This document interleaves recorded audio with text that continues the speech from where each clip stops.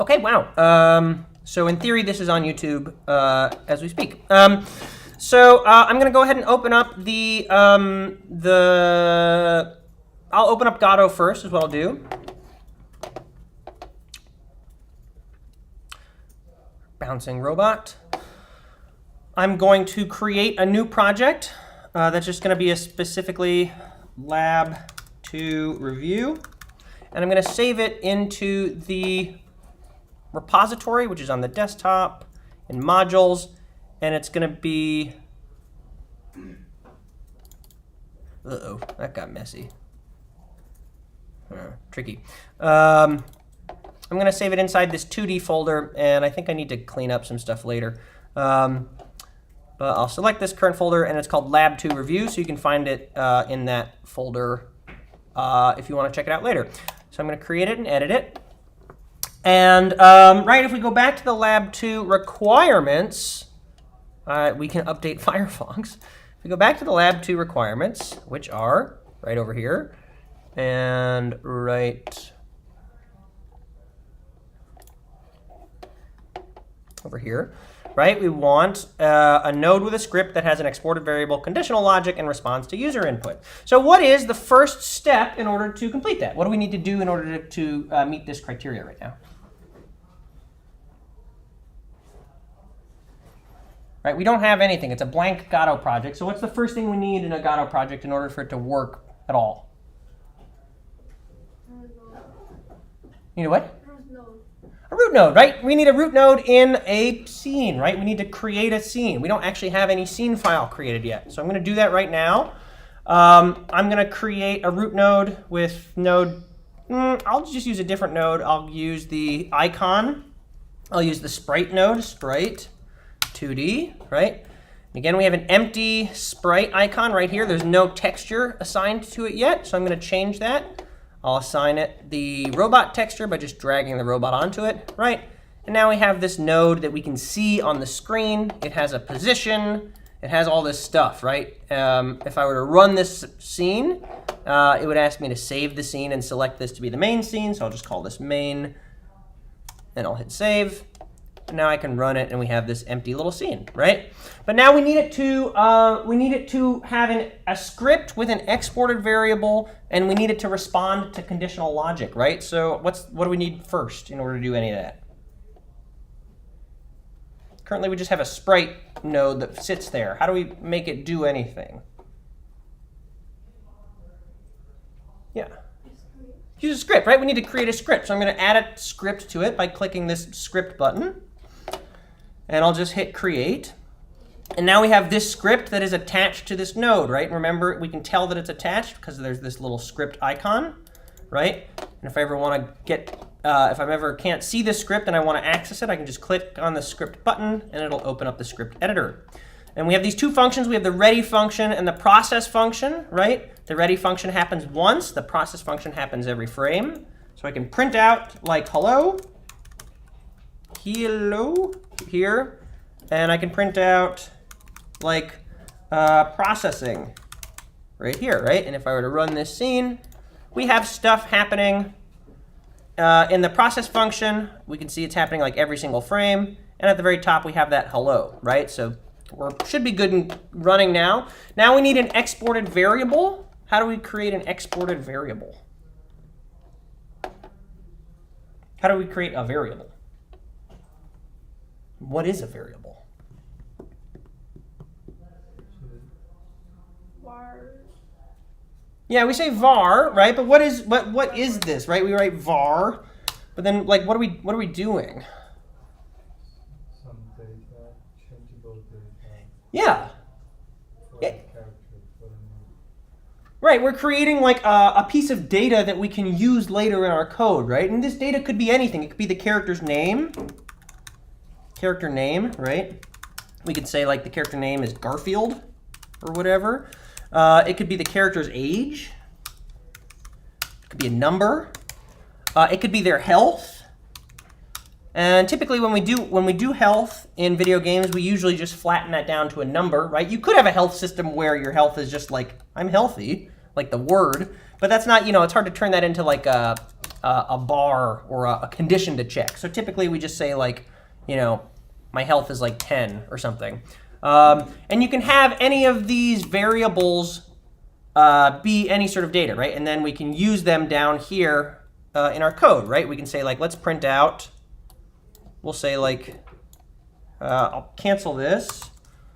I'll make just a pass line here, and I'll say, hello, my name is, and then you can also just say character name, right? And now when we run the scene, it'll say, hello, my name is Garfield, right? It doesn't have a space right here because we've actually just stuck these two strings together. So in order to have a space, you can just add a little space right there.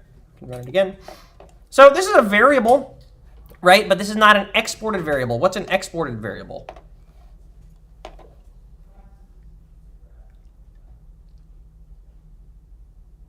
Anybody remember what an exported variable is? So we have these sort of exported properties over here in the inspector, which we can edit with these this user interface, which is pretty helpful. And if you want to be able to do that with your characters, with your variables, you can do the same thing by just going to the front of the line and saying @export. And then when you save it, you'll see that this property gets spit out over here, right? Which is really nice because then if you have like, you know, a scene where you have like a bunch of different characters, right? You could sort of do something like this. You could say like, I'm going to actually save, I'm going to, let's see, I'm going to create a new node 2D. I'm going to make this the root node of my scene. I'm going to turn this into a separate scene, and I'll call it character, right? And I'll just rename this node character, just so it looks a little prettier. Because now when I go back to here, I'll just drag it in again, right? And I have a character. And so what you can do is you can give these different instances of the scene different values, right? So for instance, maybe this character is Garfield, so I'm going to say your name is Garfield, but maybe this character's name is like Tommy, right? So you can write Tommy in here. Or you can say like, this character's name is Barbara, right? And so now when I run the scene, all of these different instances of the scene have different variables associated, different values associated with the variable character name, and it's stored inside each of these scenes, right? So then when we run it, you'll see that in the ready function, all three of them output these different names, right? So that's really helpful if you have like a character who you need to talk to, right? And you need a dialog box that has their name on it or something. That's a good way to do something like that, right? Or also similarly, you can sort of give them, you can make them all have different health, right? So like maybe this character we want to maybe export the health value for health, right? And so now in our main scene, we'll see that all of the characters have a health value. So maybe Garfield is like super healthy, right? And this person's near death, right? Poor Barbara. So these are different ways to kind of use these different values later on down the road. Okay, so that's what you need to do in order to export a variable. All you have to do is have a var with the export word in front of it. And the final part of this is maybe the most complicated. We just need to have a node with conditional logic that responds to user input. And you can combine these two pretty easily, right? For starters, what's conditional logic? What is if and else? Does anybody remember that?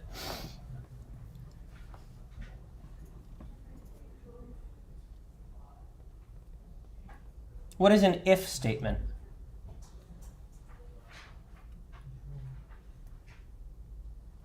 Allows interaction.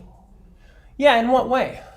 If I forgot if it was like one of them affects the if, one of them affects else. If it's like true or false. Yeah, right. What's even more broadly than just inside this computer language? What is like the concept of an if or else statement in life? Black and white.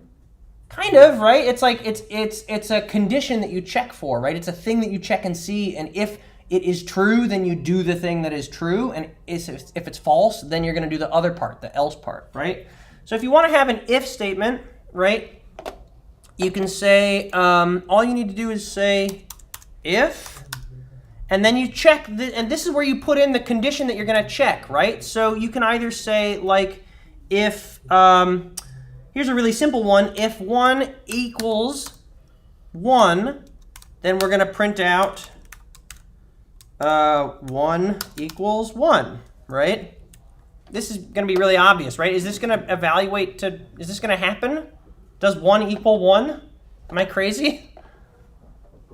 Right? 1 is 1, right? We can all agree on that, right? So if we run this, we'll see that this statement is printing out over and over again, right? Because it's true. If 1 is in fact equal to 1, then we're going to do this thing, right? I'll say the statement was true, right? Does 1 equal 2? Is 1 equal to 2? No, right? So this is not going to happen, right? This statement, this part of the code is not going to execute because the condition is not true, right? We'll see when we run the scene, nothing happens, right? And so you don't have to have an else statement. And did I explain what these two equal signs mean?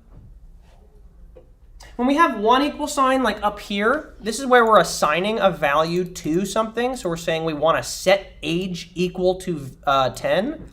When we have two equal signs, we want to check to see if the thing on the left is equal to the thing on the right.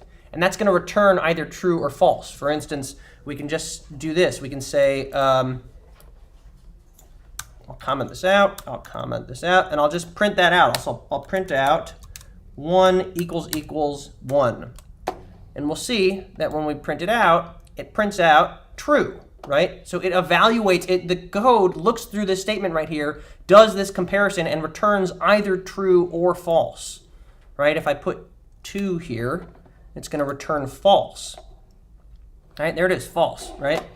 And so what's happening in this part of the code is we're checking this condition right now. We're checking at runtime to see, is this condition true or false? And if it is true, we're doing this part.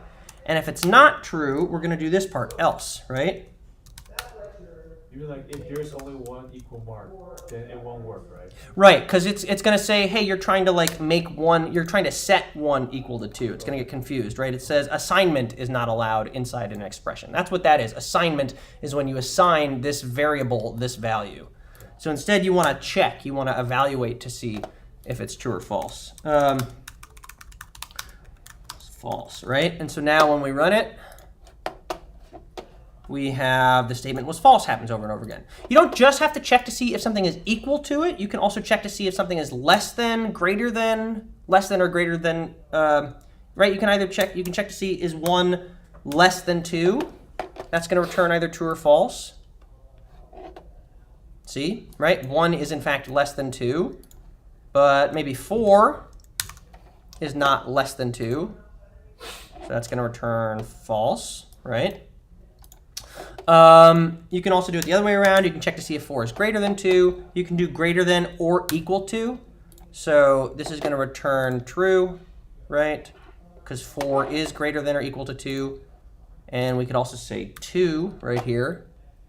And that's also going to return true because 2 is equal to 2, which is part of this condition, right? Is it greater than or equal to, right?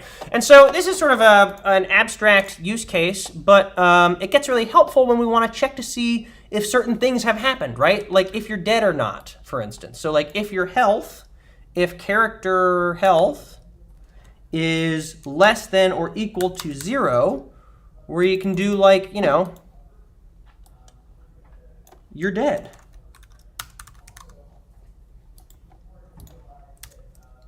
Otherwise, we'll make you not dead. I'll just say you alive. Oh my God, what's happening? Inside the quotes. Hello. Still alive. Right? And maybe you don't just have to say things in the console. You can do any sort of code here, right? So maybe you want to make your character disappear. An easy way to make the visual representation of a character disappear is to just toggle its visibility, which you can do by saying hide, right? This is going to hide the visibility. It's the same as sort of clicking this eyeball icon, right? When we click the eyeball, we disappear, right?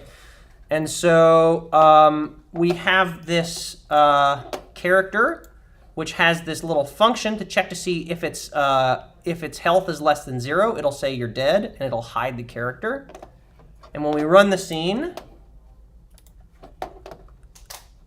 the character's still alive, right? Because we have, can I make this float?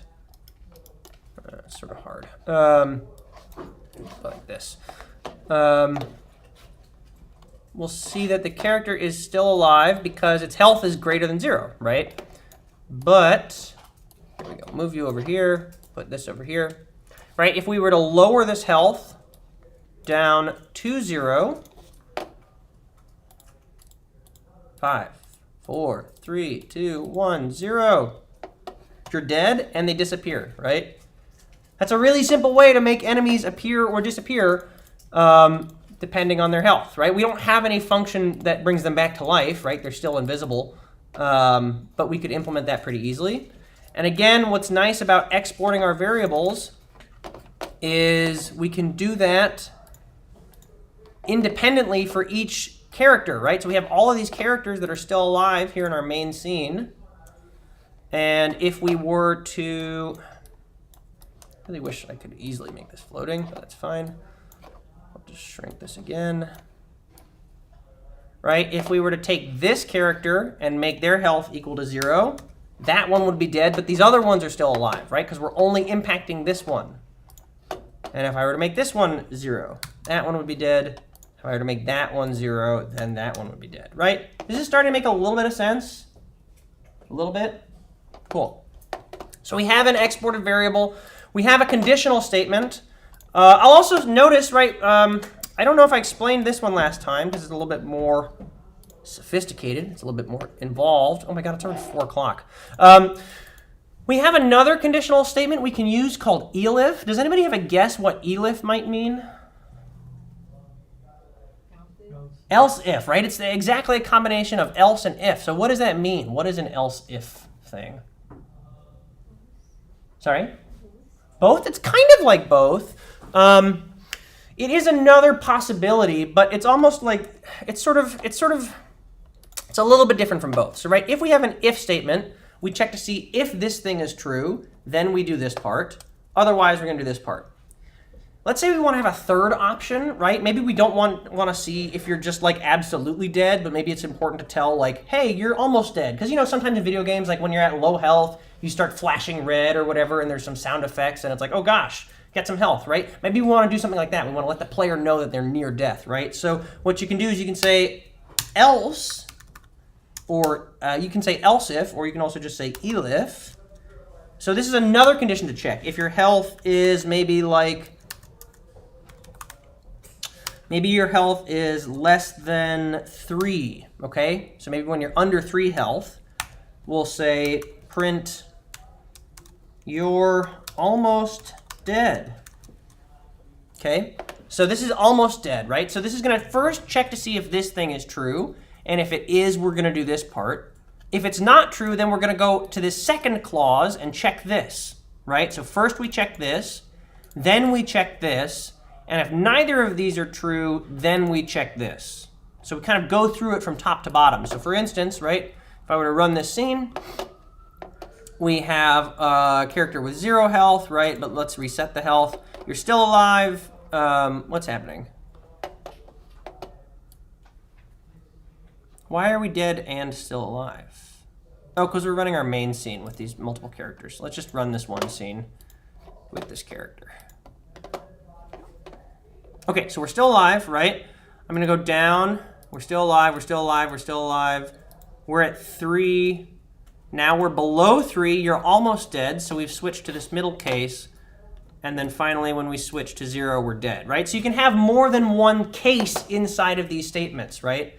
And so, right, maybe like a simple way of, making sure you are, if you wanted to make your player red, right, you could say modulate. You can just always drag any of these properties into the editor here to kind of, well, that doesn't really do much to help. We can say, we'll say modulate.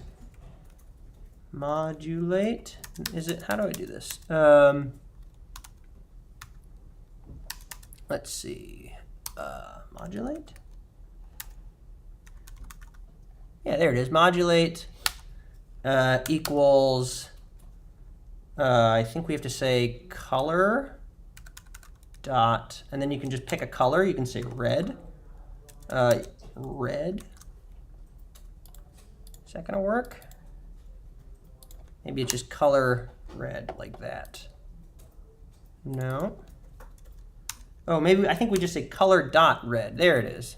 So you just can say color dot red in order to assign something via code like that, to assign a modulating color through code. And so now, and what I'll do is I'll also say, right, if we're not dead and we're still alive, I'm going to make the character visible by showing it, and I'm going to make the color, I'm going to make the modulate, I'm going to set the modulation back to white equals color dot white.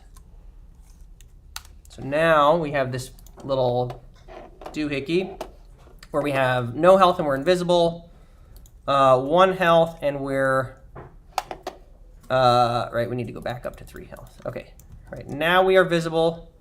We go down to 2 health and we're red, and then when we go down to 1 health, we're gone, right? That's just a very simple way of doing something like that.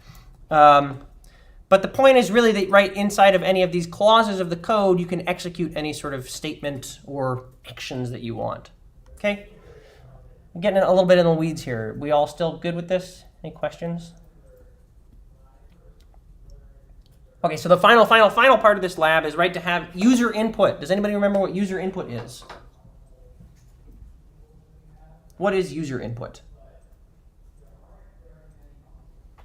What does it mean when the user inputs something into a computer? Press the keyboard. Yeah, right? The user, you are the user, you're the player, and you interact with the computer and you put something into it. And that's important. Why is that important? Why is it important to respond to user input? Otherwise, the user can think this game has bugs. Yeah, or even worse, right? If the game doesn't respond to user input at all, that is not a game, right? A game has to respond to a player. You have to be able to play the game. And if we can't do anything to interact with our game, like you're just me watching a movie, right? And we're not making movies, we're making games. So we need to be able to listen to and respond to what the user does, right? And some of the simplest things a user can do is press a button on the keyboard, or they can press like the mouse, right? So I'll show you how to do either of those, right? So if we want to respond to user input, I'm going to, for starters, just kind of comment all this stuff out for the moment. I'll leave it here, but I'll comment it out. I'll delete this line because it doesn't make any sense. I'm going to use, though, an if statement to respond to user input, right? Because you can say if input, so this is accessing the user input system. And then you can say dot is action just pressed. UI accept, sure. These are all the built-in user input actions, right? So I'll say UI accept.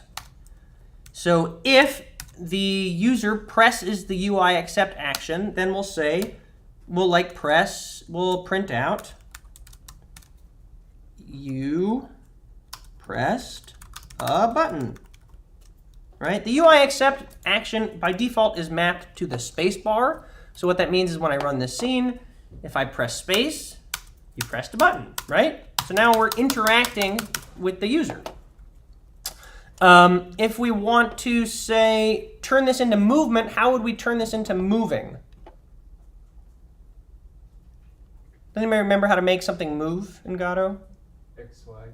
XY, right? The position, right? So we could say maybe like, if we're pressing the button, we could say like position, oops, dot x plus equals, right? We're going to assign it to a new value, to itself plus a new value. So maybe plus equals 10, right? So now, when I press space, look at that, I move like 10 spots to the right, right? But I can't hold it to move, which is sort of annoying. How would I hold down a button in order to move? Adjust. Yeah, right, because you only, right, this is only for the first time. So if I just do is pressed, is action pressed.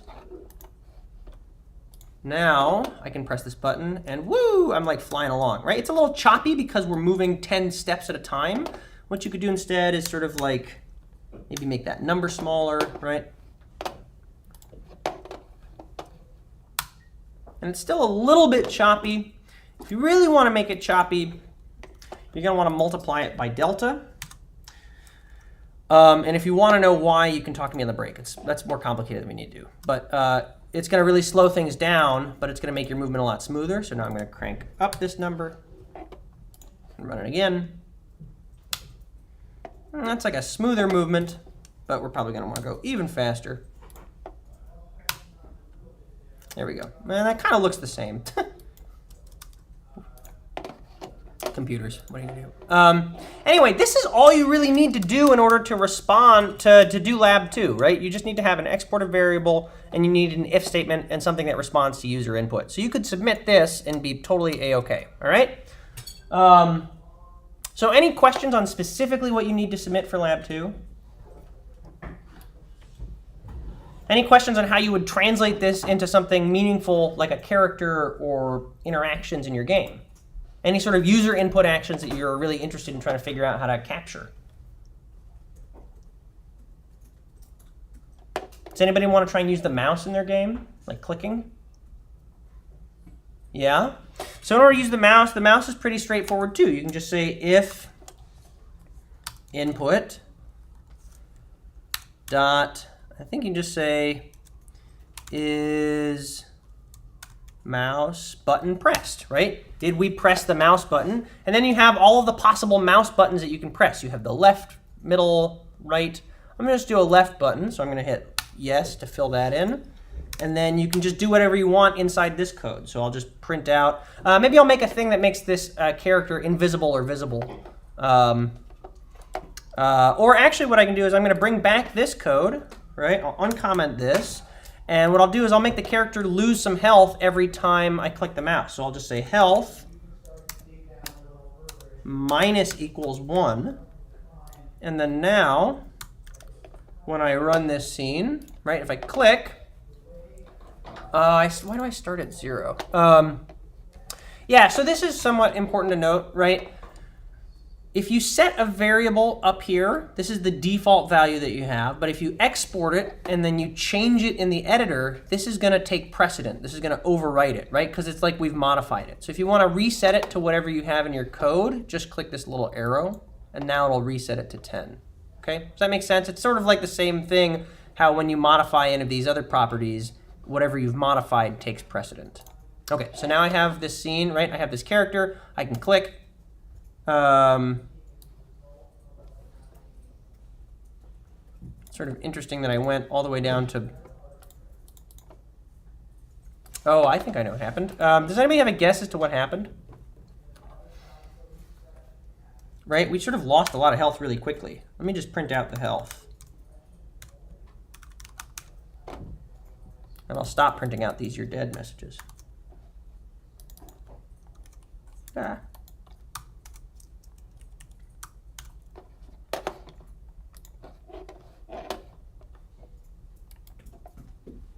Look at that. I just clicked the mouse one time and I lost all of my health. Why is that?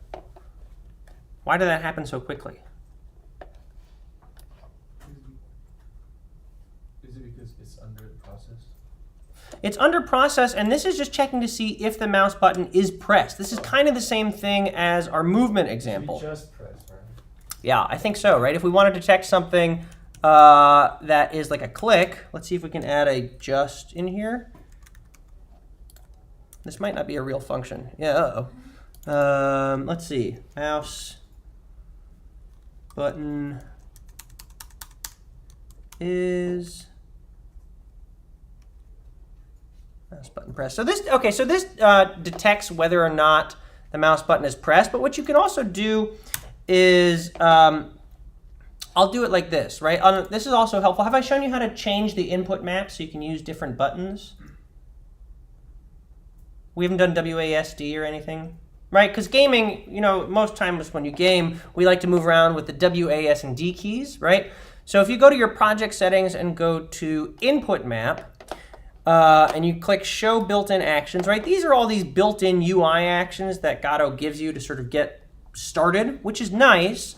But oftentimes we want to have our own input events, right? We maybe want to create our own movement or input events for our own game. So what you can do is create an action. So I'm going to call this just like, I'll call this like left. Like maybe this is me moving to the left. I'll make one called right. I'll make one called up and down. I'll also make one called jump. And I'm going to make one called like, I don't know, I'll call this like click. And this one's going to be for the mouse, right? So now we've created these input actions, but we haven't assigned them any key presses. So in order to assign them a key press, all you have to do is go over to the input map and click the little plus button. And then just press the button on the keyboard that you want to have correspond to moving to the left. So I'm going to press A in order for that to correspond to moving to the left, and hit OK. Then I'm going to press D for moving to the right. I'm going to go down and click the up button, and then I'm going to press W. Then I'm going to go and press the down button and press S. In order to jump, I'm going to press plus, and then I'll hit the space bar. And then for click, I'm just going to go ahead and click the mouse. I'm going to click mouse buttons, and then I'll do left mouse button. Okay. And then I'm going to hit close over here. And so now what I can do is I can say input dot is action just pressed. And you'll see that all of these actions that we just created appear, right? So this is my clicking action, which I mapped to the mouse. And so now we should be able to click the mouse one time and just do one discrete action. I think that ought to work. Let's give it a whirl. Click, right? So now I click, and that happens click, click, click, click, click, click, click, click, click. Okay? You can also do this to change your movement, right? So like maybe if I want to make a very simple movement character with my new movement script, I could say like if input dot is action just pressed down, I'll say position dot y minus equals 10, or sorry, plus equals 10, right? Because we have to go down. And I'm going to copy that and paste it and outdent it and paste it and outdent it and paste it. And I'm just going to go through these and change this really quick, right? So I'm going to say instead of down, I want to say up. And instead of plus 10, I want to do minus 10. Instead of down, I'm going to do left. And I'm going to say position dot x minus equals 10. And then instead of right or down, I'm going to say right. And then I'm going to do position dot x plus equals 10. And now, if I run this scene, I should be able to move around the screen with WAS and D. And I did that sort of annoying thing where I forgot about the just word. So I have to keep pressing it. But I'm just going to go back here and delete that really quick. Oh boy. OK, real quick.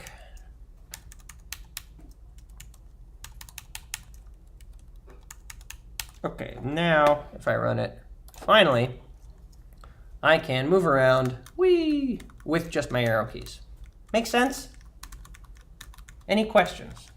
This is a little complicated, right? And what's interesting too is, right, these will respond.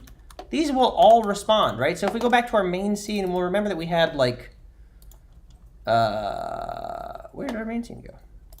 So yeah, we have all these characters, right? If we run this scene, everybody they're all on top of each other, right? Because they're all getting moved to the same position. But they're all there. They're all just kind of hidden. Anyway, any questions? Okay, that's kind of complicated, right? But if I just want to see what else I wanted to grab. Right, so that's all you really need to do for the lab 2, and hopefully it helps you sort of get started towards towards the game, towards making characters and stuff. And later in the class, I will No, I think it's probably good to do it now. Yeah.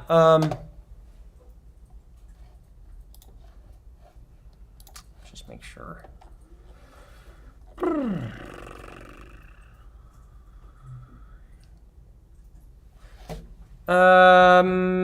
How are your brains doing? Do you want like a slightly more complicated coding stuff or less complicated coding stuff right now?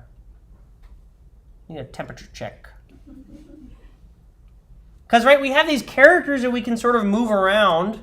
Like, you know, this is a character, but it's not very helpful in terms of like actually being a game, right? Because remember, if we go back to our original definition of what a game was, oh, they were all dead. That's what it was. Right, we killed them all, so we have to make them alive again. Sorry. I was confused. They weren't on top of each other.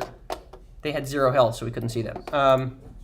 Okay, now if we run the scene, yeah, we'll see we can move all of our characters all at once. There we go. Okay, sorry. Anyway, these are sort of characters, but they don't like interact with our environment, right? In many games, we need like things to jump on, or walls to run into, or doors to open, right? Because a game is sort of like an effort to overcome obstacles, and we need some obstacles in order to like interact with the environment, right? So I'm going to show you a very straightforward way of doing that in a different project. I'm going to go Control-Shift-Q. No, don't log out. I'll quit. Modules. Yeah, these are all incorrect. These should be deleted. So we have this other example folder, which you also can follow along with. So yeah, this is where everything is in the code. So the stuff I just did is right here in Lab 2 Review. This is what I'm opening up now, this character body and collision shape example.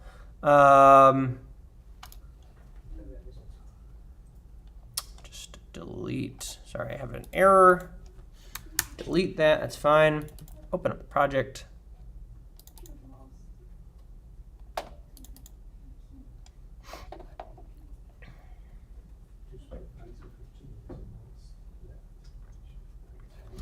I'll delete that. That's fine. We don't need that. Okay. And I will also delete this. So we have, in this example, we have 2 simple templates which you can look at. So if you're making a platformer, you can look at this simple platformer, right? So if we open up the platformer level, you'll see that we have this scene with this simple player and these simple platforms. And when we run this scene, wow, the character falls down, hits the platforms, can jump, and can jump across the platforms. It's pretty crazy, right? It's a pretty big deal. And this is actually really easy to create. And if you want to create it, you can always just take what's in this template and start from there. But I'm also going to recreate it right now in front of you. We also have this top-down example where we can sort of move around. This is almost like if you're looking at somebody from overhead, right? And we can run into things. And this is sort of a little wacky movement style, but it's kind of like a top-down character controller, okay? Both of these examples use a new node called a character body 2D, okay? So in order to create a character body 2D, character body 2Ds are great. They're what you're going to want to use for your players, for any sort of enemies, for any NPCs, any sort of objects, typically characters, but you can also make items. But they're really good for objects that you need to have like interacting with physics that you control with code, right? Because that's really what we're doing now is we're interacting with physics, right? We've had these sort of images that we've moved around the screen, but we need to sort of do a simple amount of physics in order to tell, like, are you hitting something, right? Are you moving through something? Are you jumping? Are you falling? So we have to start implementing a physics system, and having a character body is a great way to do that. So the first thing you need to do to create a character body is just add a new node called character body 2D, right? You just search character body, it's right there. You hit create. In order to then create a character body, right, lots of little Godot nodes give us warnings. We can click on it to find out more. This says we need a collision shape. Have I talked about collision shapes yet? No. Let's talk about collision shapes. Does anybody know what a collision shape is? What does it sound like? Broken. It sounds broken. Sorry. You should, just the thing you can touch and you can have a. Yeah, right? If we're starting to make things that interact with each other in a physics simulation, we need to tell the computer what type of thing it is, right? Is it a cube? Is it a box? Is it a circle? Is it a tree, right? And the simplest way to do that is to create something that's known as a collision shape, right? The shape of the object that the computer is going to calculate in order to tell where it is in the world, right? So in order to do this, I'm going to add another node called collision shape, 2D. And then this node's going to complain. Okay, this one's saying, hey, I need a shape specifically, right? Because this is like, we say there's going to be a shape here, but we don't actually have any sort of shape assigned to it. So you have to go over here and assign it a shape.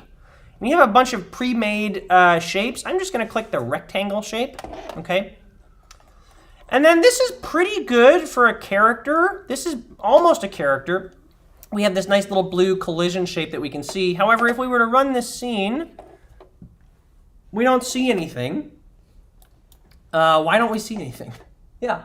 So how do we create shape for the collection shape 2D? How do you create a shape for what? For the For character body? Yeah, I'll do this part again. So I'm going to delete this, right? If you were to just start this from scratch in an empty scene, right? You just create a node called character body, 2D. Give that node a child called collision shape, 2D.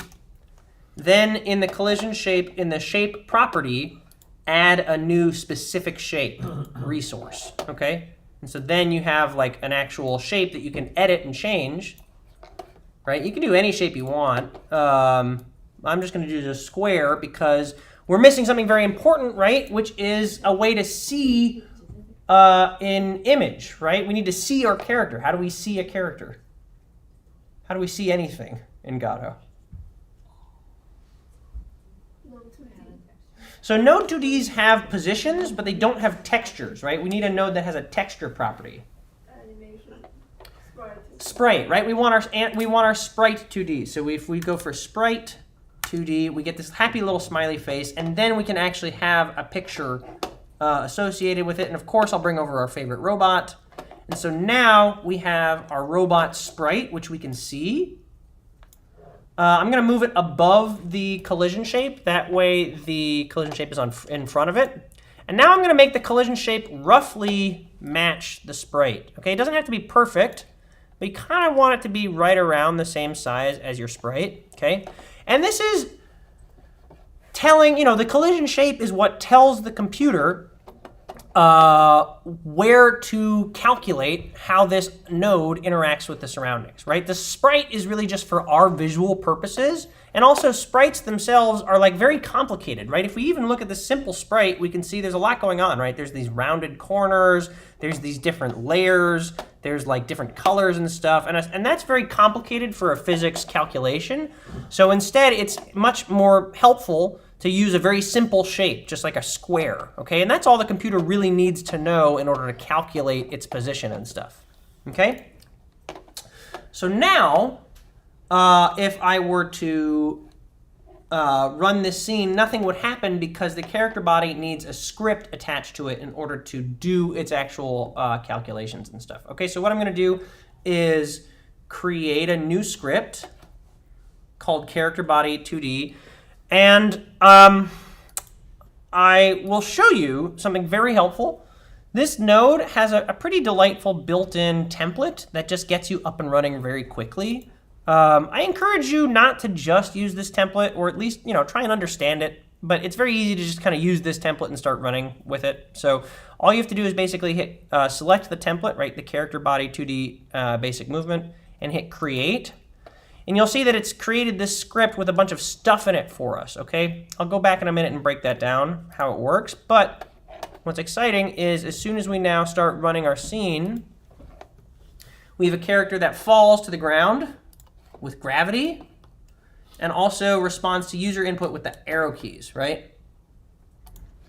So in order to show it really working, I think we need a level for our character to hit, right? We need something to interact with. So we have our character here.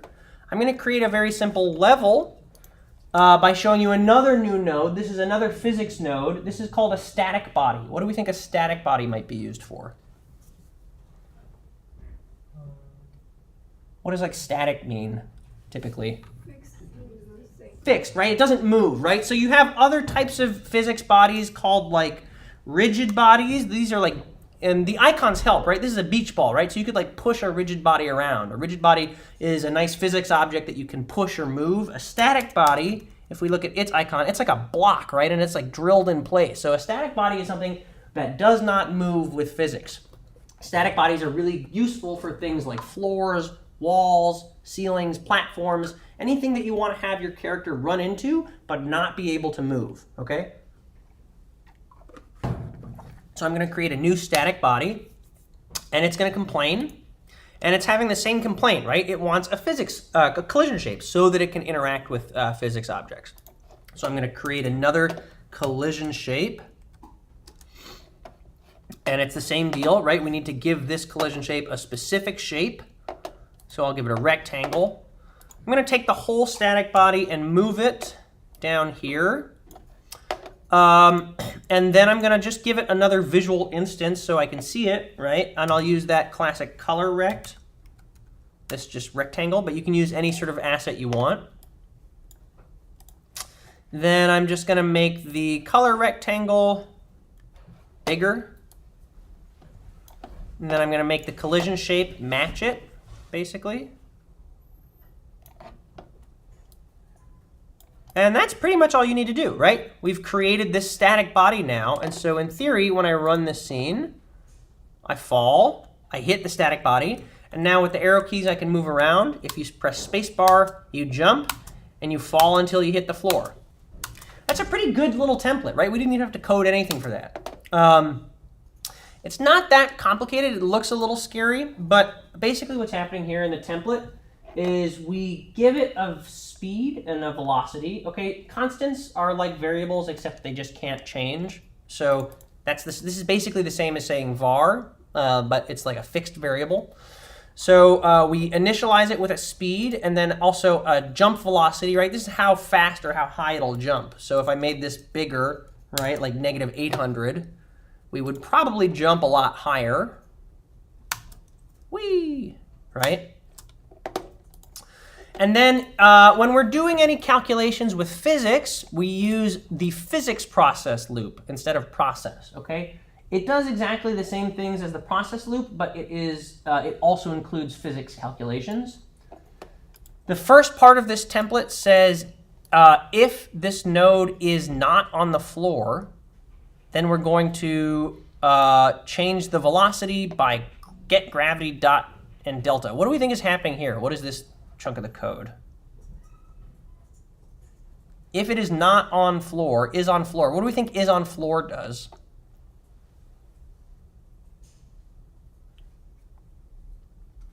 If you're not sure what anything does, you can always hold Command and click on something that's underlined. It'll take you to the documentation. Is on floor returns true if the body collided with the floor on the last call of move and slide. So basically it tells if something is on the floor or not, right? If it's touching the floor. So if we're not touching the floor, what do we think we're doing here? Like how fast it dropped? Like Right, how fast, right? If it's not touching the floor, then we need to fall, right? And so you'll also see a couple new things, right? You'll see we have this is on floor function. This is a new function. This is a function that we get by using the Characterbody 2D node. We also get this thing called velocity, right? And that's also something that we get by using the Characterbody 2D node. What is velocity? Does anybody remember velocity from physics class? I know I'm saying a lot of physics-y things right now, and I promise we're going to stop talking about physics soon. But does anybody remember what velocity is? Yeah, what is it's speed, right? But is it just speed, or is it? The speed is an arrow, like forward speed, or Yeah, it's your change in direction over time. It is basically speed, right? It's how fast you're moving. And so when we're doing it's instead of just changing our position by speed, when we use our physics calculations, we have to change our velocity. This is how fast this object wants to move, right? So in order to in order to change the velocity, we basically just say, hey, let's get gravity. Gravity is just a setting, actually. Gravity is just like a, basically gravity is just a number that we can set in our project settings, but there's a default gravity. This is basically just sort of applying the default gravity to your velocity. So the longer you're in the air, the faster you're gonna wanna move. Then we're going to check to see if we're going to jump. So if you press the jump button and we are on the floor, then we're going to change the velocity by this jump velocity. We're going to make this jump velocity negative, right? So we're going to throw you up in the air. So this is just handling the jump. Then this is maybe the most complicated line of the code. This is basically just saying, this is just giving us a like a direction value. I don't like that they do this in the template, so you could also just as well as easily do our other type of code, right? We could say, we could just as easily say, I'm going to delete this to do something a little bit simpler. We could say if input dot is action pressed, I'll say left, nope, UI left, right? Then I'll say velocity. Velocity is just like position. It has an X and a Y component. So I'll say velocity dot X equals negative speed. And then I'll just copy this and paste it, and paste it, and paste it, right? We're doing the exact same thing that we've done before, but I'll say instead of changing position, we're changing our velocity. So I'll say right equals positive speed up equals, well, we don't want to be able to move up because we're creating like a platformer, right? So I'll just actually kind of not do, I won't do either of these actually. I'll just comment these out. And then I think we should just be able to run this, right? And then we basically have the same type of platformer. My right button isn't working because I need to,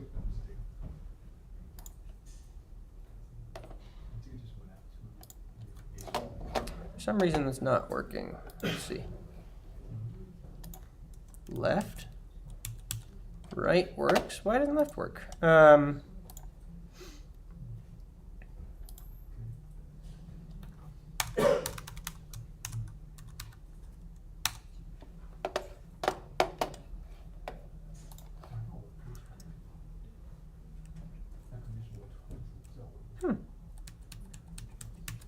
right, I will on the break figure out why that's not working. But the final thing that we need to do in any of these physics character body things is instead of, right, if we just change the velocity, that's just changing your intended movement. So if we don't have this final function called move and slide, it's not actually going to update the position at all. It's just going to update the velocity, which is like how fast you want to move. But then in order to calculate where you should move and if you're going to hit anything, all you have to do is just say move and slide, okay? So you say move and slide, and then that's what actually does the calculations and moves the object through space. Any questions on any of that? It's pretty wacky stuff. But what's really helpful to remember is that there's a very good built-in template, which I will fix over the break and show you once we get back. I'll also show you how we can make a very simple top-down character controller in much the same way. And then we'll leave physics for the day, okay? Promise. Let's take 10 minutes now, and we'll come back at 4:40. Okay? Do we have work time in this class? Yes, yeah, we can have some work time at the end of class. Yeah. Hey. Okay. Mm-hmm. So it's not the pattern. And the problem we have right now is we can have the character do several things that they can do idling, they can do fishing, do truthing, but how can we have the character that can do all the things because they're in different PNG files? Yeah. So the animation is not combined together.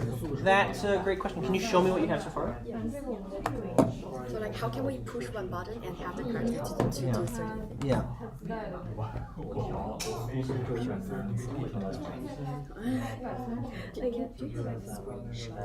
Yeah, I will show you how to do this after the break. This is this is the next thing that I was going to cover. Animation tree is nice and a very good complicated way to do it, but there's also another simpler way, which Really? I tried this. I tried. what you want to look at is animated sprite 2D. That's the one that's really hard to use like an animation tree. Yeah, so the way animated sprite 2D works is you go and you create your sprite. Oh, you have all these animations. This is great. Yeah. So then all you really need to do is just attach a script to your like character body, right? So script you don't need to use the No, you don't need. Yeah, you don't need it. Yeah. If you have an animated script, basically what you can do is say, here I'm gonna cancel that.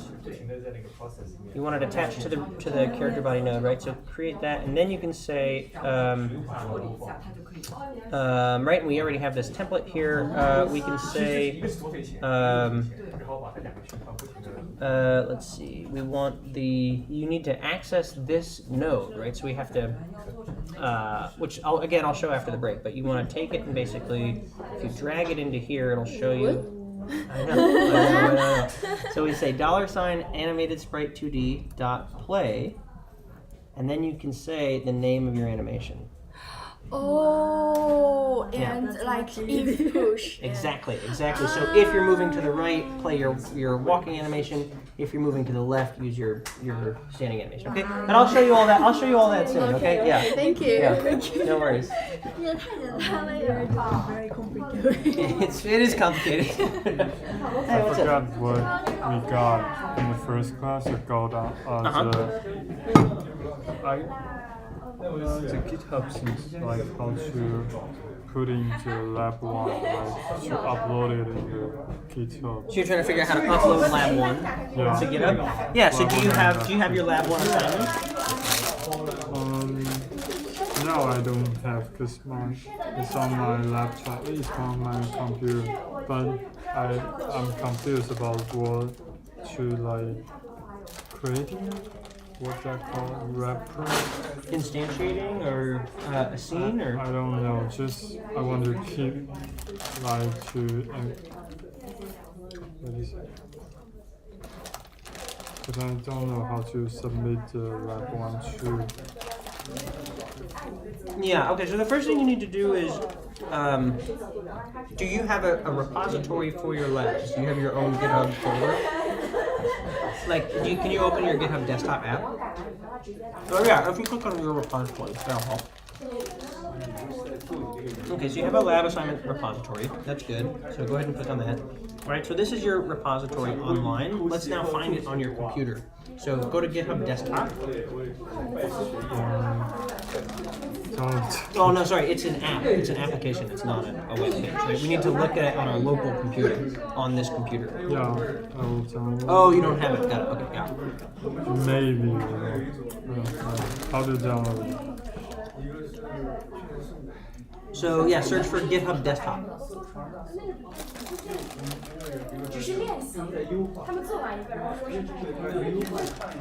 Just try Googling it. No.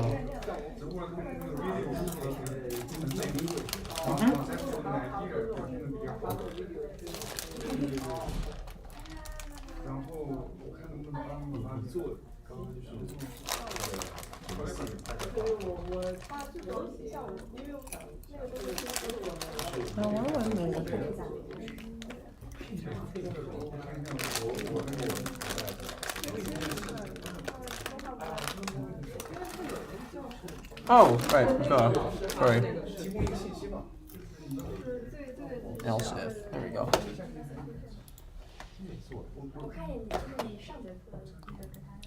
No, so I have. So did you go ahead and install it?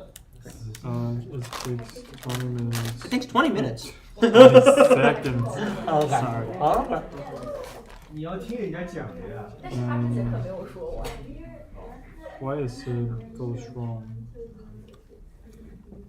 Yeah, right. So we need to finish this phrase, right? So we want to say, is action pressed, something like this, right? So, and then something And also, actually, the first error is we need a capital I.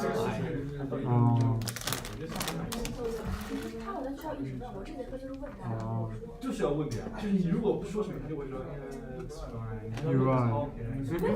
我问他说你看过我这个页面怎么样？他说挺好的。我操，你问这么笼统的问题。然后我再问他，我再问他说这一部分可能说我这一部分的这个就是怎么样？他说哦又给。Is this a Characterbody? Yeah. Yeah. 他肯定是有所有老师都先整个来说安排。It should work, I think. Cool.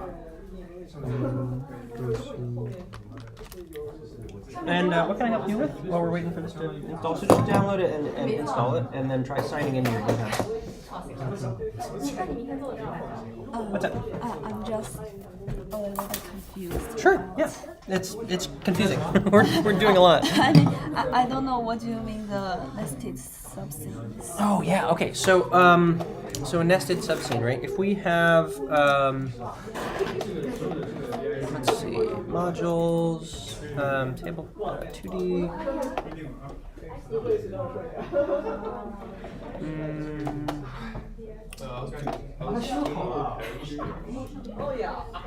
I just did it in this one. Let's see. Lab 2 review. So when you create a scene, right, then you can have as many copies of that scene inside of another scene as you want, right? And that's really useful. So for instance,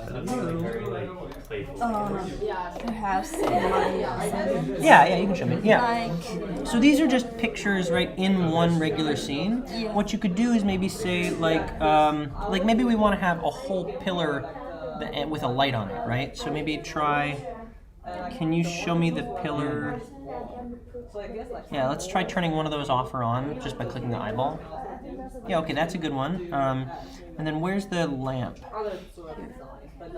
Okay, great. So let's take maybe that lamp and drag it underneath the pillar. So it's a child of the pillar, right? And let's just try dragging it. Yeah, that's perfect. Yeah. So now when we turn off the pillar, right, it turns off all of them. And what you can do is just right click on the pillar, and then there should be something called, you want something that says save branches scene. It's the one with the little movie icon. Yeah, the one right down there, I think. yeah. So then you can call this like your pillar scene, right?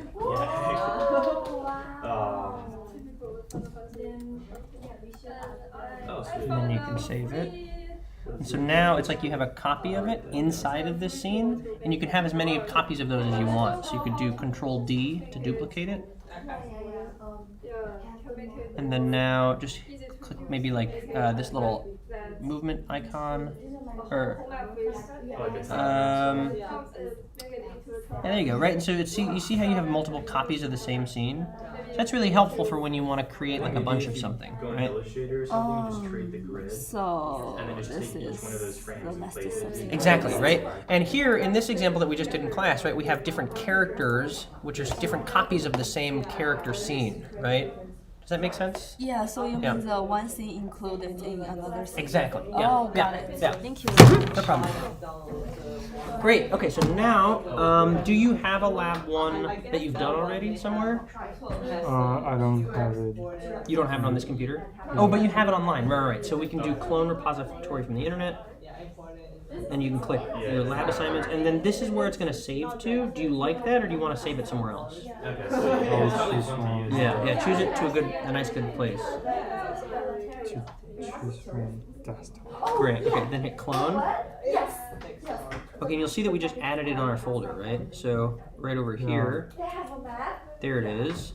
So if you open this folder, you'll see here's the empty folder. So now make a new Gato project inside of this folder. I don't even know, honestly, it's a weird.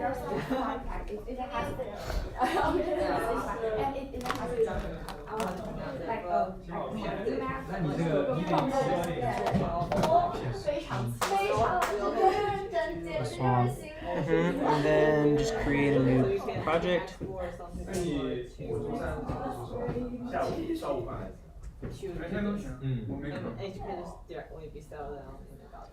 So now, right, whenever you save things or do things, let's just create like a new scene or something.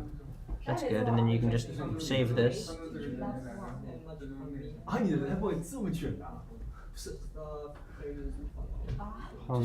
Command S. Go back over to this one, right? Yeah.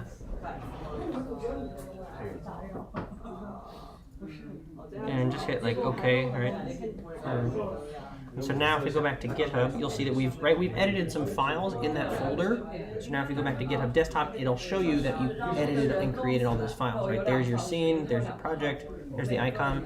So you can just hit like, you still need to do the part of the assignment that's like have the sprites, right? So like try and do.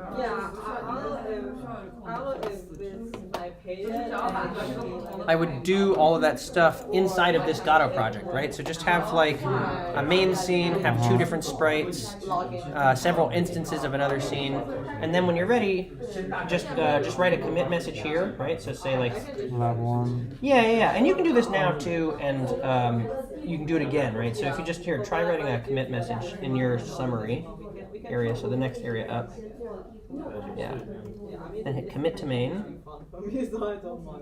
And then click push to origin.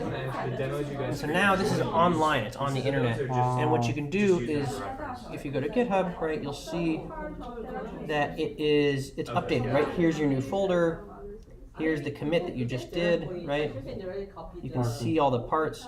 So you just need to then take this URL, this web page, copy and paste this, and submit this on Canvas. Just send me a link to it, so that way I can look at it. Cool. Yeah, no problem. All right, folks, welcome back. Welcome back. How's everybody doing? It seems like it would be useful to give you a chunk of working time, I would imagine. But there's also some really important, helpful stuff to learn. So I'm going to try and do this part a little bit faster. And then I will switch to just giving you working time. So if I can find the... Oh my God, country apple.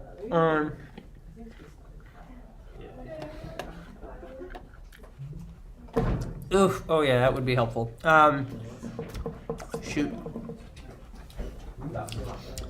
Okay, we're gonna do it this way. I'm gonna show you animated sprites real quick. So I'm gonna go back to our character. In case anyone was riveted, the thing that was missing from my code was I wanted this to be an else if. That way we can just check the velocity. Otherwise, we'll stop moving. And so now when we move left and right, it actually works. I'll show you very briefly how to create a top-down character controller by opening up Apple Music.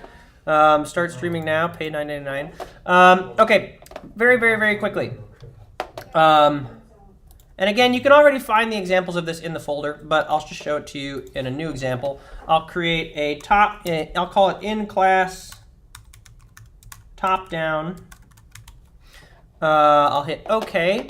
I'll do it all again, right? This is the same process. So we're going to add a character body with a collision shape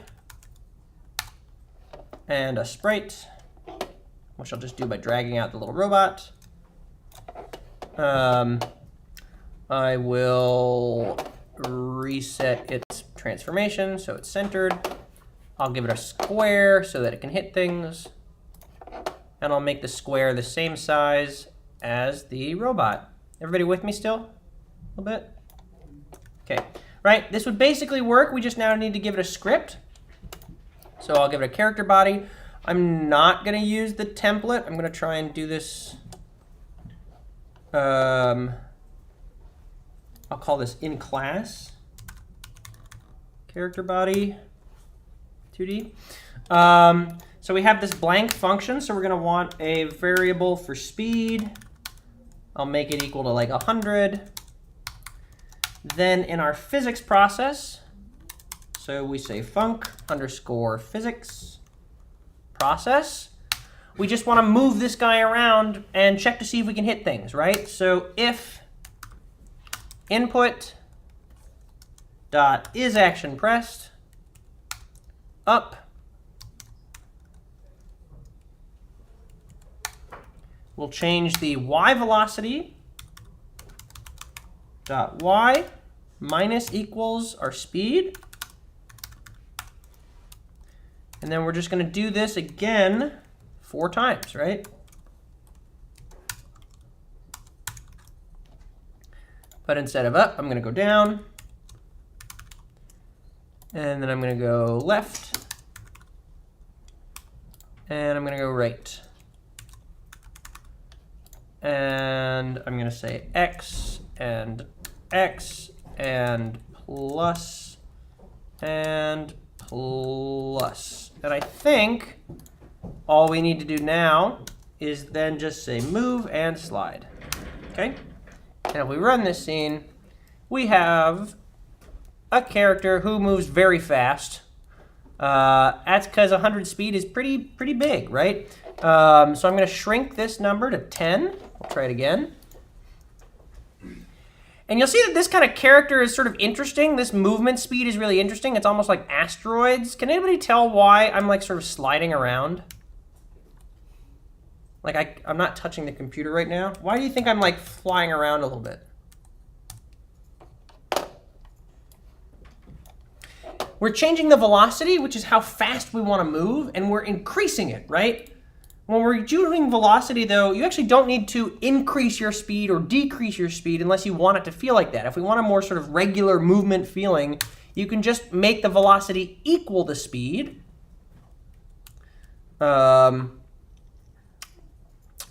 And I will say, I'll make it equal to negative speed, equal to positive speed, equal to negative speed. And this is going to be also kind of broken in some different way. That's what the fun's all about. Right, so now when I press it, it keeps moving. And it keeps moving very slowly, right? Because we're only setting the velocity equal to these values. So you can increase this number again. And now you'll see it's faster, which feels a little bit better, but it won't stop at all, which is not great. So what you can do is you can change these into else if commands, right? Else if, right? So if we're pressing anything, we're going to make the velocity equal this stuff. If we're not pressing anything, otherwise, we'll just make the velocity equal to 0, 0. We want to say vector 2, 0, 0. Now, when we stop pressing our buttons, we should stop moving, right? So this is more like a classic top-down character controller for something like Stardew Valley or like Pokemon, right? Something that's overhead, looking down, and does not have to deal with gravity at all, right? Any questions on that? So I've seen that some of you have already started using sprites, right? Because again, right, this isn't a very exciting image. This is just kind of one little dude moving around. So let's go ahead and do some animated sprites, okay? I think that would be helpful at this stage. I'm going to quit this example and go back to the tutorial folder. In the folder, we have an animated sprite and tiles project, which I'm going to open up. Right, we've already talked about a sprite, an individual flat static sprite, but some of you have already started using sprite sheets. So for those of you who started using sprite sheets, what is a sprite sheet?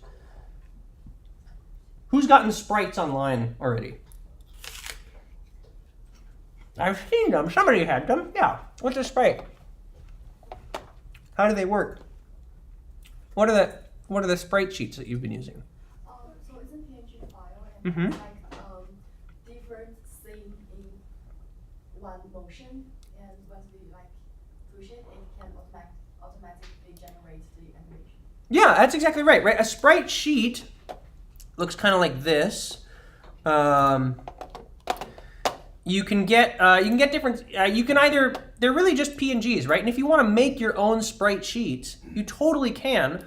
you don't need to for this assignment. All you need to do though is, you know how like in Figma or in Photoshop you can make like a grid, right? I recommend creating a canvas with a grid that has cells that are equal to the same size. So like in this one, for instance, this is like this double jump animation, and it's just one PNG, and each square is 32 pixels long. And you just do a different frame of the animation in each one of those squares. So for instance, I'll do the running animation. That's probably a little bit better.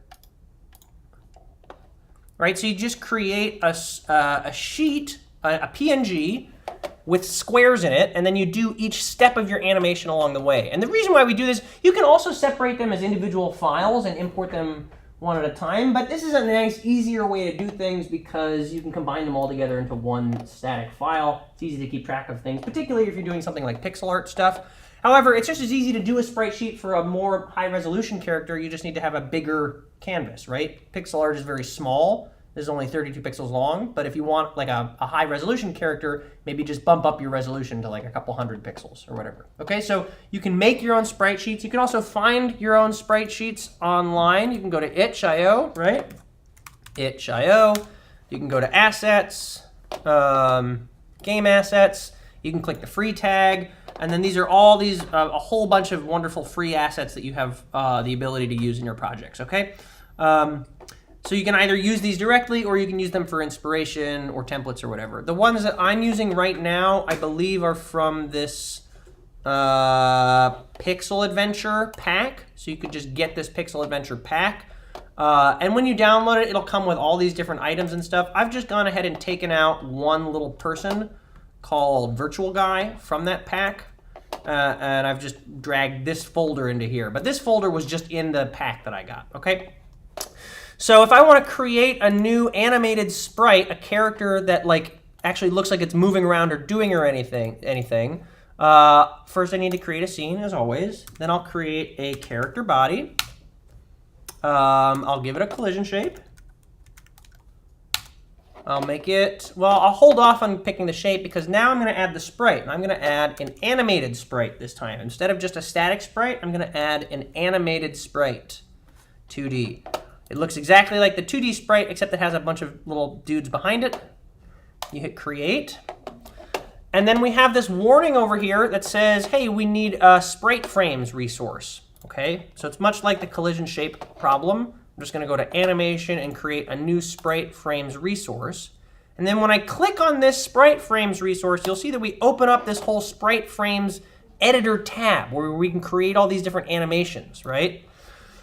So in order to import a new sprite sheet, you want to click this little grid. This is adding frames from a sprite sheet. So I'm going to click the grid and import this. I'm going to go to my assets folder, my virtual guy folder, and I'm going to pick the animation that I want to import. I'm just going to import the idling animation. Does anybody know what an idling animation is? Yeah, standing still, right? Kind of like this, right? It's this thing that we do in video games all the time to make the characters like look alive. And it's just a little loop. It's a little animated loop that tricks you into thinking that the character is kind of like hanging out. So I'm going to import the idle animation. And you'll see that when I do so, we pull up this other little editor, which allows me to select specifically how to cut up the PNG into different frames. Okay, so there's only one row here. So I'm going to go down to the vertical slices and turn it down to 1.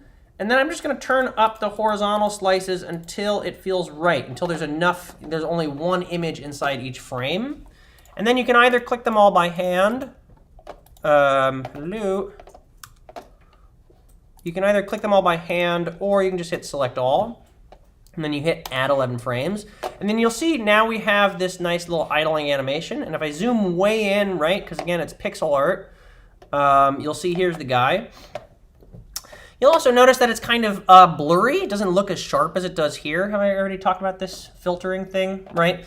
You can turn off the filtering either on the resource itself, or if you're making like a whole pixel art game, I recommend going to the project settings and then going to search for filter and then textures, and then you can set the default texture filter to nearest, and then that way it's going to do it every time you import an asset, and that way you don't have to redo it every single time. So now, right, we have this little animation. You can just play this animation, and there it is, idling, right? It's a little slow for my taste, so I'm going to crank up the speed to maybe double that. That feels about right. And then you can also say, you know, does it want to loop? Maybe yes, you want it to loop for idling, but maybe you don't want something to loop for like an attack, for instance. And then when you like it, you can also set it to autoplay, which I am going to do, so that way when the scene runs, we're going to start this animation by default. So this is going to be the first animation that plays, right? And so now when I save it, and I'll say like, simple, I'll say animated character, save, and when I run the scene, there he is, kind of idling way up there, right? We probably want to, you know, we don't want to have to scale everything up. So what I'll also do is I'll just add a camera, and I'll just use it to zoom in on the character. So I'm going to go to the zoom and say like 5. Now when I run the scene, we have a character zoomed in, right? We have this camera zoomed in on the character, right? And so yeah, using this now to create animations is also pretty easy. We can also just create different animations for our different actions, and then we can trigger them with code in our script, okay? So I'll show you how to do that. I'm going to create a new animation. Well, let's do this first. First, let's just get this particular character moving around, which we've already done 6 times today. So I won't do it again. I'll just use the template. That's fine. And I will also just add a static body for the ground and a collision shape and a color rectangle. Okay. And I'm going to make the static body on the ground, down over here, color rectangle, nice and big, collision shape, also nice and big. Great. Now, this is actually going to be huge. He's so tiny. He's really tiny. He's gone. Where'd he go? Oh, right, he's gone because we changed our animations, right? We started creating a new animation, and then I got distracted halfway through it. So I'll just switch back to the default animation. Okay, great. Whew, I'm scared. I'll move the static body up a little bit by pressing W and then dragging. Okay. Whew. And we fell right through it. Does anybody know why we fell through it? We still have a warning here. We never actually gave our collision shape a collision shape. So it's probably worth it to do that now. So I'm going to zoom in on the character, give it a collision shape. And I'm actually going to pick a capsule. Capsules are nice for like kind of humanoid shapes. You can kind of make them roughly the same size as a person. Again, it doesn't have to be perfect, right? It just kind of needs to be good enough. And I think that that is good enough. So I'm going to save it, and we're going to try it again. Okay, and now we are walking around, but there's a couple things that are not great. For starters, we're flying. Why are we flying? Does anybody have any guess as to why we're flying?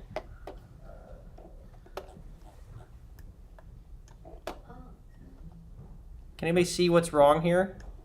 It's not perfectly matched with the... Yeah, right? We have this whole area here that's like the collision shape where it thinks we're supposed to collide, and then the visual instance is below it. So you can either change the collision shape or your sprite. If I just drag that down and save it and rerun it, will probably be a lot better. That's a lot better, okay? That's good enough for, I mean, you know, you could get even fancier. If you really want to get all uppy about it, you can like sort of say like that maybe. It's kind of closer to our collision shape. There we go. Now we're like basically touching the ground. But it still doesn't look great, right? Because why doesn't it look good right now? He's idling, right? He's not moving. He's just sort of like bopping around, and he's kind of just like floating forward. And what would be really great is if we could make it look like he was walking, right? If he was actually moving. So what we need to do is we need to change animations when we're walking. So I'm going to go back to the animated sprite, go back to this new animation I was creating, and I'll call this like walk, right? Then I'm going to import a new sprite sheet, and I'm going to pick the running sprite sheet, open it, and we're going to do this process again. So I'm going to zoom in, shrink the slices, increase the horizontal slices until I get it right, and select all of them. I'm going to add 12 frames this time. This does want to loop, but it doesn't want to be the default animation because we only want to play it when we're running, right? Cool. And that's a pretty good running animation. So now inside my character code, what we need to do is we need to play this animation, right? We need to actually like get this animation playing from the node. And what's kind of tricky is we actually have to like talk to this node, right? We're inside this node here. And we have to reach down into this node and do something to it. We have to say play an animation, right? Because this node has a property that helps us. It has a if we open up the documentation, we can see it has this animation property, which is which animation is set up, and we have the like play function, which would let us play the animation. So we need to talk to this node from this other node, and there's a couple of different ways to do it. What we're really doing behind the scenes is we're doing this. We're saying we're creating a variable called our animated sprites. Animated sprites, and we're saying that it's going to be associated with this node. We're going to say get node, but the problem is, we're going to say animated sprites equals get node, and then we can say animated sprite 2D. So when we say get node, we get all of the children of our current node. So we can say animated sprite 2D. And now we have a variable that is this node. But the problem is we can't do this before the ready function is called because the node isn't properly loaded yet. So essentially what you can do is you can say onReady out here, and that'll basically get it when it is ready to be loaded. This is all a sort of fancier way of saying, like, we basically need to access this node, right? So you can either set it up as a variable at the top of your script by typing this, okay? If you don't want to remember that, you can also just grab the node name and hold command while dragging it and drop it, and then it'll do that for you. And we also see this $sign syntax. This $sign is just a shortcut for saying get node. It's just, you have to get nodes a lot in Godot. So instead of having to say get node parentheses name of thing in quotes, you can also just say $sign name of the thing, and that's the exact same thing. Okay, these two things are the same. Okay. But basically, both of these approaches allow you to get and access the variable itself, which now inside of our code, we can do this. We can do the following. We can say if we are running, right, because we have this direction. The way this template works is it sort of calculates a direction based on which buttons you're pressing. And if there is a direction, then we're changing our velocity. And so if we're moving a direction, we can also say, this probably means we're running, so we can say animated sprites.2d.play, I hope. And then we can say, why can't we say .play? We should be able to say play. We can say boop, sprite frames, walk. We can say .play equals walk. I'm going to save that. And now, if I were to run the scene, we're idling, and then when I am pressing a button, I'm walking, right? Now there's a couple problems. I haven't stopped walking, so I'm just kind of walking forever. And I'm always walking in one direction, right? If I press the other button, I'm not walking backwards. So we want to fix those things as well, right? So in order to fix that, we probably want to stop walking, right? And this is what this nice little template is good for, because we have this, this is what triggers when we are not pressing buttons. This is what slows us down. So this is also a really good line to say animated sprite 2D dot play, and then we can say idle. And so now when we run the scene, I'm walking, and then I can stop walk. Hello. Come on. Oh, right, it's not called idle, it's called default. That's why you gotta be careful with your names. So I'll say default. Try it again. Stopping. That doesn't look perfect because we can kind of stop in the middle of the animation. Like we're sort of switching to it in the middle of the animation. If you really care about that, I can show you how to fix that later, but I'm just gonna keep moving ahead because I wanna show you how to flip it around to face in the other direction, right? Because we want to, like a really helpful thing is we don't wanna always walk backwards. So what you can do is you could just make a whole separate animation of it facing the other way, but it's almost easier to say you have a property, all sprites have a property called flip horizontal, right? So you can say, let's say if there is a direction, if we're moving in a direction, let's now do another if statement inside of this and see if direction, this direction value is, I'll just print it out here to show you what it is. First, we'll print it out, direction. Okay, so now I'm going to run the scene, and when I move to the right, you can see that the direction is 1, and when I move to the left, the direction is -1. Okay, you don't necessarily need to worry about why it's the case. Just know that when we move to the right in this template, it's 1. When we move to the left, it's -1. So I'm going to use that to my advantage here, right? So I'm going to say if direction is equals -1, then we're going to flip our sprite. We'll say animated sprite dot flip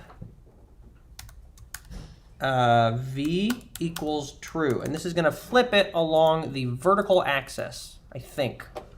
Might be typing that wrong. Let's see. So now I move to the right, and then now I move to the, oh, no, I always get these wrong. Okay, so we flipped it along the vertical axis, but that's like the wrong axis.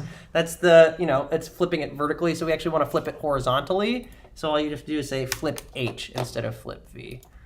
Okay, now, look at that. We're like turning, but we haven't turned back yet, right? So we need to be able to turn back.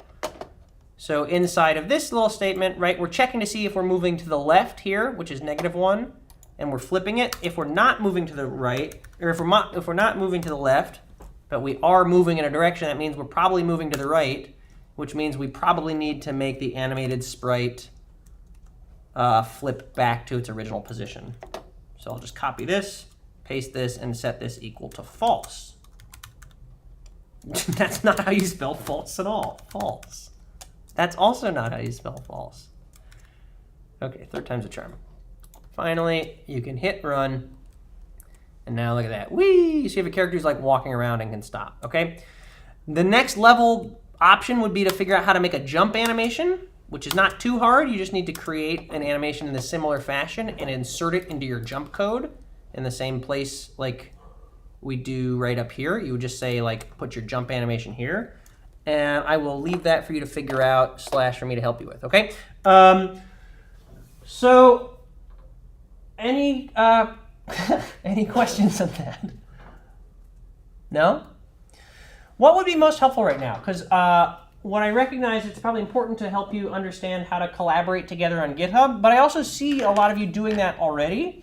So I could either do it as a tutorial, or I can just give you like working time right now, and I can sort of float around and try and help questions individually. Is that, I'm seeing yes for working time. Does anybody really want another tutorial type thing? All right, let's take the rest of class. Well, we'll check back in at 5:40. Okay, I'll give you at least half an hour to do working in your groups and asking questions. Okay.